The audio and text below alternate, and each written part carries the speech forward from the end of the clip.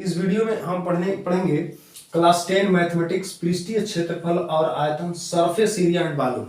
तो इस वीडियो में पूरा फार्मूला हम लिखने वाले हैं, किसका? घनाभ का और घन का, बेलन का, शंकु का, गोला का। तो इसको हम पूरा लिखेंगे, फिर उसके बाद हम क्वेश्चन पे चलेंगे। अगर समय बचेगा, ज्यादा समय हो जाएगा तो इसको वीडियो को यहीं रोकेंगे, उसके बाद जो है अगले वीडियो में आपको क्वेश्चन बताएंगे। तो फिलहाल पहले हम क्या करेंगे, पूरा फार्मूला लिखेंगे। फार्मूला लिखने के बाद से वीडियो लंबा ना होने की स्थिति में क्वेश्चन बताएंगे, तो अगले वीडियो में हम पढ़ेंगे। तो पहले फार्मूला क्या है? अगर घनाभ की अगर हम बात करें तो घनाभ हमने बना लिया है, उसके बाद हम घन बनाएंगे, आगे कंटिन्यूस रहेंगे। तो यहाँ पे ये अगर लंबाई है तो इसको हम क्या कर लेंगे, एल से हम दिखा लेंगे यहाँ पे। तो लंबाई ये हो गई।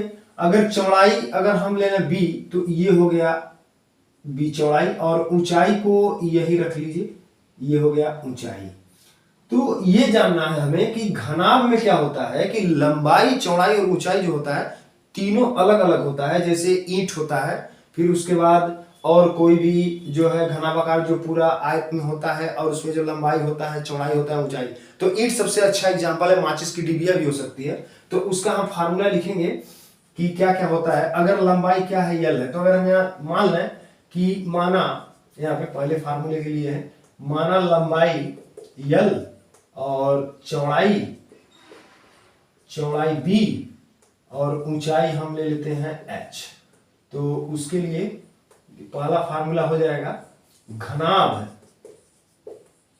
का आयतन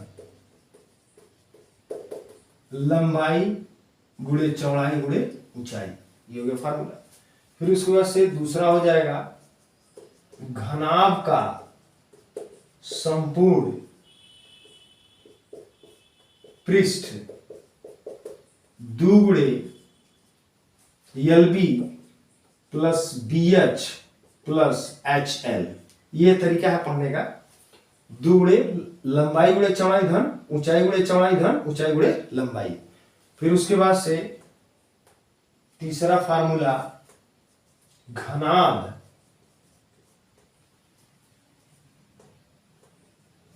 के विकर्ण की लंबाई under root H square plus B square plus H square B square. फिर उसके बाद चौथा हो जाएगा आपका घनाभ के चारों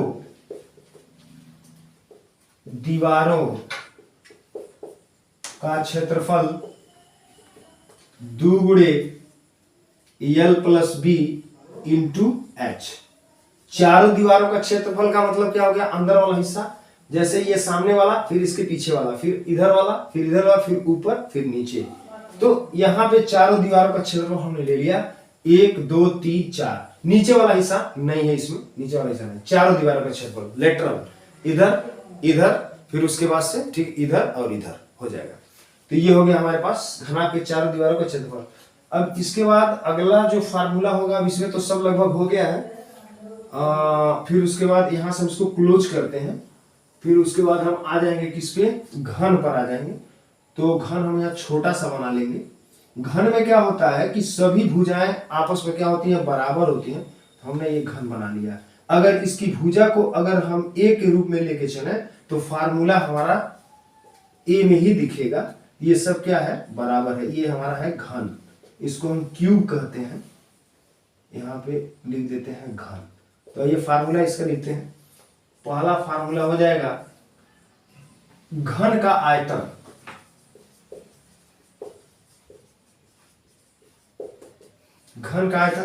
क्या होगा, भुजा क्यूब। इसको ऐसे भी लिख सकते हैं भुजा क्यूब, क्योंकि हमने भुजा मान लिया है ए, अधिकतर ए में ही दिया रहता है, तो समझने में आसानी होगी। और दूसरा फार्मूला हम ले लेते हैं घन का संपूर्ण पृष्ठ। अब इसमें संपूर्ण पृष्ठ में क्या होता है, 6 फलक होते हैं, मतलब 6 पृष्ठ होते हैं, सब बराबर होता है, तो 6a स्क्वायर हो जाएगा। अब तीसरा जो फार्मूला हमारा हो जाएगा यहाँ पे कि घन का क्या हो जाएगा, विकर्ण। यहाँ लिख लेते हैं घन का विकर्ण। तो घन का विकर्ण हो जाएगा हमारे पास √3 भुजा। अब इसको अगर हम यहां लिख लीजिए, अगर ए के रूप में दिखाएं तो √3a हो जाएगा, ये हो गया। अब अगर एक पृष्ठ का अगर हम क्षेत्रफल देखें तो लंबाई गुणे चौड़ाई यानी भुजा स्क्वायर हो जाएगा, तो इसको भी लिख लीजिए, जरूरत पड़ेगी। तो घन के एक फलक, फलक मीन्स सरफेस यानी ये जो पृष्ठ है, घन के एक फलक का क्षेत्रफल भुजा स्क्वायर हो जाएगा, ए स्क्वायर यानी भुजा स्क्वायर। अब इसको यहां पे हम क्लोज कर देते हैं। फिर उसके बाद यहाँ पे अब तो शायद चलिए दिखेगा नहीं, यहाँ पे नोट करिए। तो आ गया आपका शंकु, शंकु ही ले लीजिए, बेलन ले लीजिए, पहले बेलन उठाइए, यहाँ पे बेलन बना देते।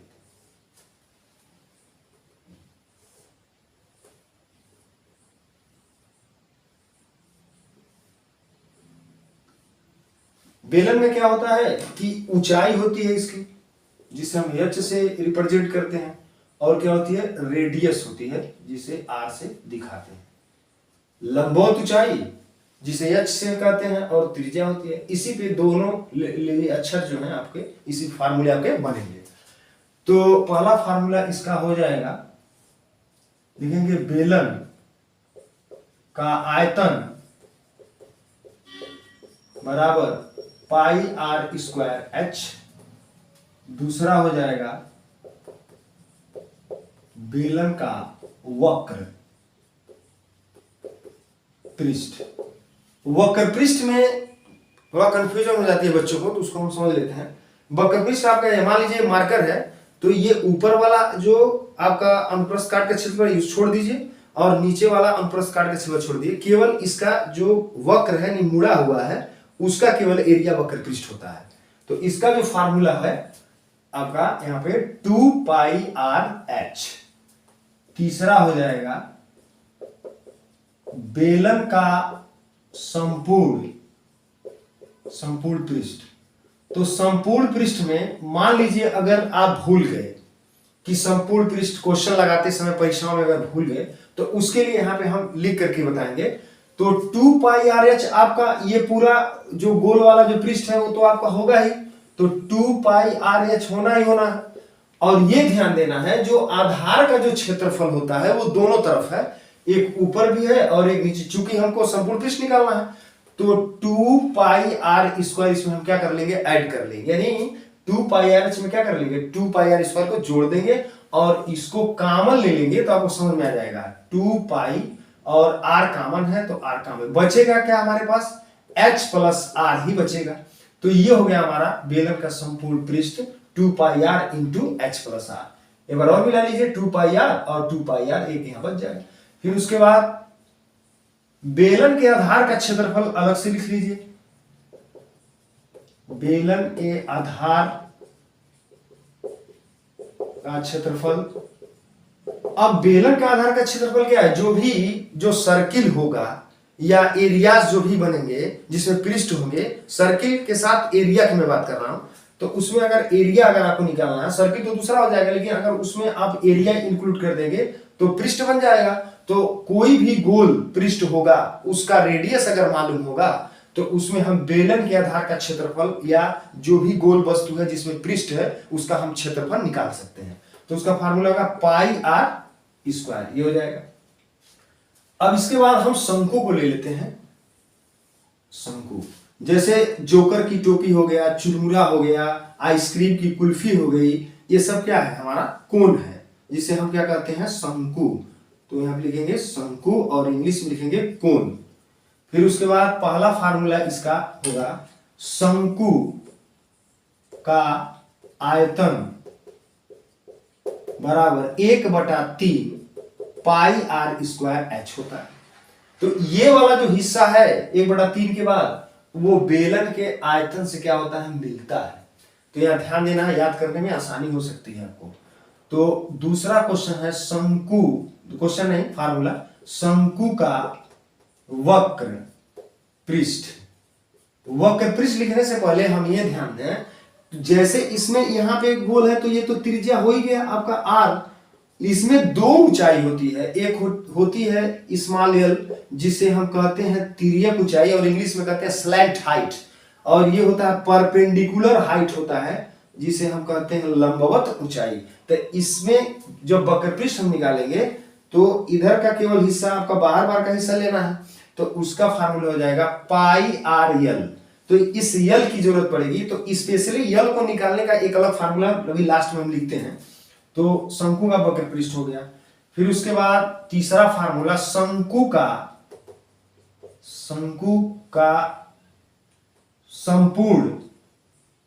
संपूर्ण पृष्ठ लिख लीजिए। तो क्या होगा, तो पाई आर एल तो हमको चाहिए, पाई आर एल तो हमको चाहिए। मान लीजिए भूल गया तो आधार का क्षेत्रफल इसमें जोड़ दीजिए, तो आधार का क्षेत्रफल क्या होगा, पाई आर स्क्वायर हो जाएगा, क्योंकि नीचे वाला संपूर्ण पृष्ठ हमको लेना है। यहां भी कॉमन बना लीजिए बिल्कुल बेलन की तरह से जो यहाँ पे बताए थे। तो यहाँ पे होगा पाई आर, उसके बाद से क्या बचेगा, एल प्लस आर, एक यहाँ बच जाएगा। तो ये ध्यान देना है आपको, pi r into l plus r, ये हो गया।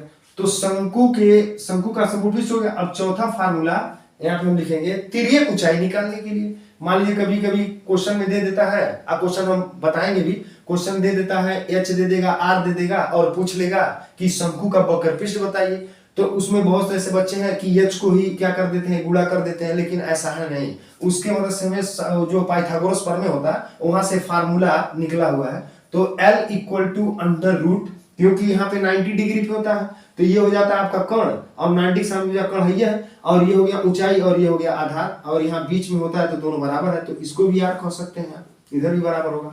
तो हो जाएगा H square plus R square.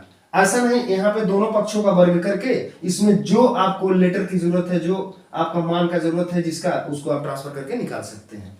तो ये हो गया शंकु। अब इसके बाद से गोला वाला देख लेते हैं। गोला, तो गोला में मान लीजिए यहाँ पे सब पृष्ठ होता है, पृष्ठ हमने बना लिया इस तरह से मार्क बनाकर, ये हो गया गोला। इसको अंग्रेजी में कहते हैं स्फीयर, ये हो गया। अब इसमें फार्मूला क्या बनेगा, पहला ये बात ध्यान देना है कि गोले की जो ऊंचाई होती है वो त्रिज्या के बराबर ही क्या होती है, ली जाती है। अच्छा, तो यहां पे हो जाएगा, नहीं ऊंचाई जो त्रिज्या के बराबर नहीं होती, व्यास के इसके बराबर होती है, टोटल ये हो जाता है 2r। यहां भी आर, तो यहां से लेकर यहां तक इसको नापेंगे तो आर क्या हो जाएगा 2r। तो पहला फार्मूला हमारा हो जाएगा यहाँ पे गोले के लिए, गोले का आयतन तो 4/3 पाई आर क्यूब, जहां आर क्या है, रेडियस है सबके लिए। फिर उसके बाद से दूसरा हो जाएगा गोले का वक्र पृष्ठ। वक्र पृष्ठ में यह ध्यान देना है कि संपूर्ण पृष्ठ और वक्र पृष्ठ एक ही लिखा जाता है, होता है 4 पाई आर स्क्वायर।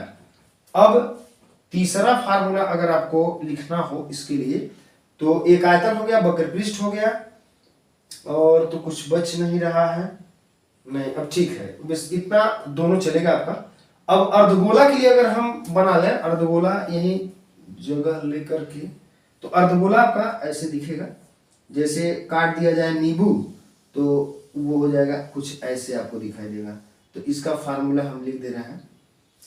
पहला फार्मूला होगा, यहां से क्लोज कर लीजिए गोले को, तो ये हो गया अर्ध गोला, इसको इंग्लिश में कहते हैं हेमी स्फीयर।